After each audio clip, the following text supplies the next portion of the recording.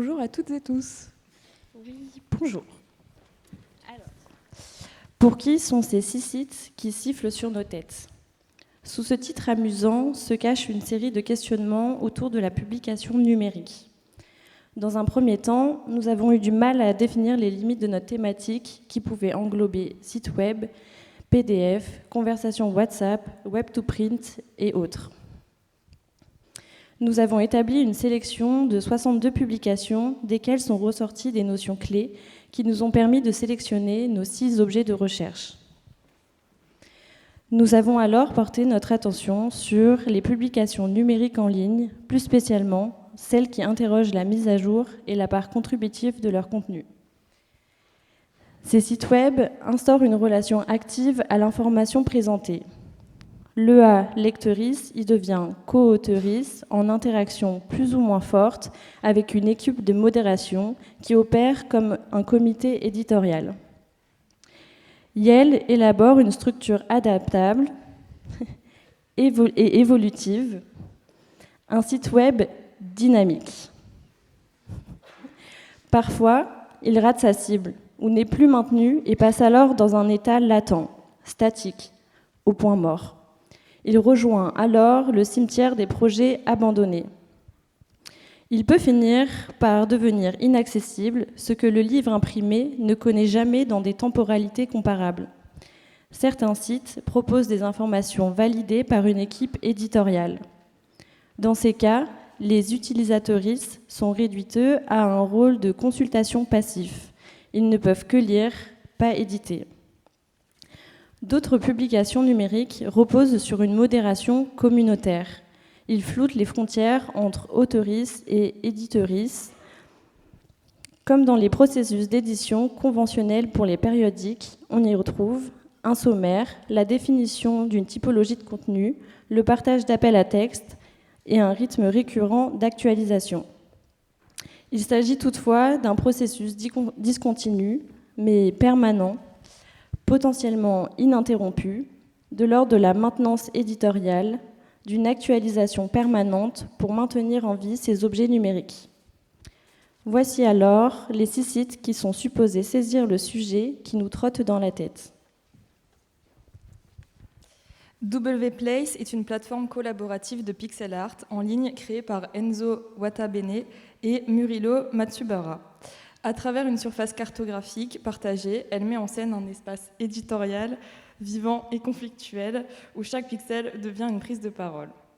Les utilisatrices modifient en continu un territoire commun, générant une guerre des pixels faite de superposition et d'effacement. Sensual City Studio a été initié par le studio Ferrier Marchetti, une agence d'architecture et d'urbanisme.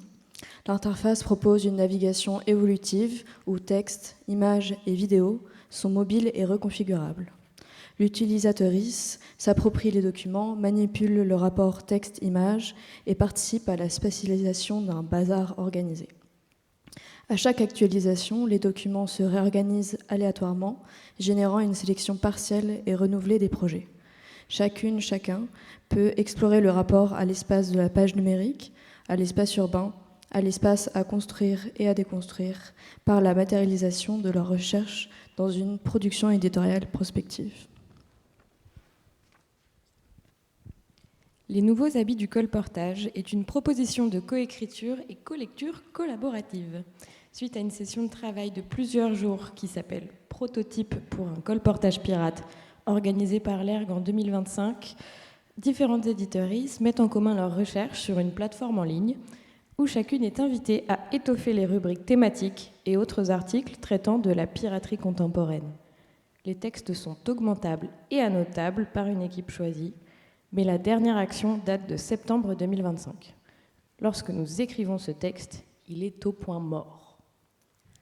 Problemata est initié par Catherine Gell et Claire Brunet et publie en ligne des ressources et des recherches autour des disciplines du design.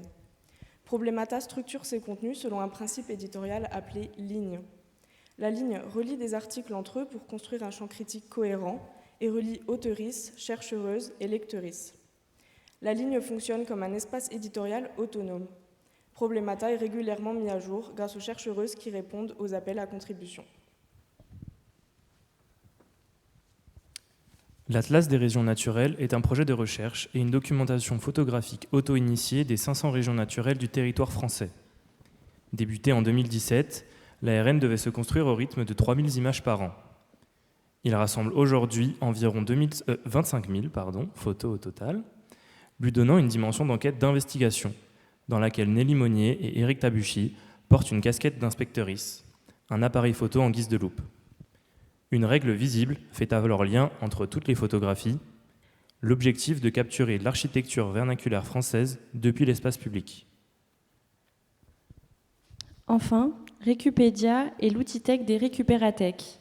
Une récupérathèque est un espace coopératif dédié à l'échange de matériaux de réemploi au sein d'une communauté de créatrices fonctionnant avec sa propre monnaie ou système d'échange et qui a pour ambition de promouvoir un modèle économique soutenable basé sur la gouvernance partagée, la solidarité et le lien social.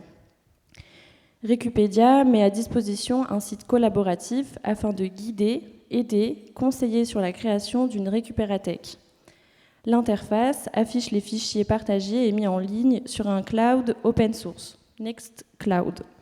Le site est constamment mis à jour par ses contributrices et continue de s'agrandir. Donc, notre super site permet de naviguer sur nos 6 sites sélectionnés et édités. Il nous permet de nous approprier la contrainte et de jouer sur la notion de publication. Cette dernière est devenue un terrain de jeu.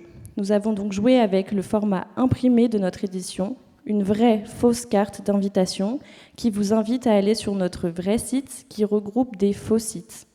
Sur la page d'accueil de notre site, on retrouve l'enveloppe qui révèle le code et nous dirige vers les 6 sites qui sifflent sur nos têtes. Merci à tous d'avoir suivi cette sympathique série de sites, en espérant que celle-ci suscite votre satisfaction. Nos sincères salutations, nous.